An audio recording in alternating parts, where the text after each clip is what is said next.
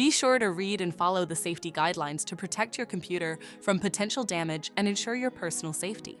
For more information about safety guidelines, see the owner's manual at dell.com/support. Before you begin, turn off the computer and disconnect all the attached peripherals. Before proceeding, ensure your computer is in service mode. To enter service mode, press and hold the B key on the keyboard and then press the power button. Now, the computer will boot up and the owner tag information is displayed on the screen. Press any key to proceed. The computer will emit 3 short beeps and shut down, indicating it has entered the service mode. Loosen the captive screws holding the base cover in place. Using a plastic scribe, pry the base cover from the palm rest assembly, starting at the top edge and working your way around to release it from all sides. Now, lift the base cover from the palm rest assembly.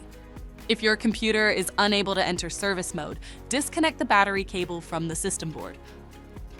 Locate the hard drive and unplug the cable, connecting it to the motherboard.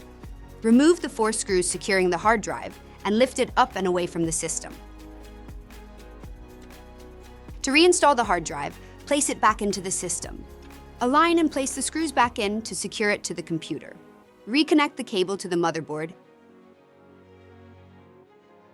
If the battery cable was disconnected earlier, make sure to reconnect it to the system board. Next, align the base cover with the palm rest assembly and gently place it into position.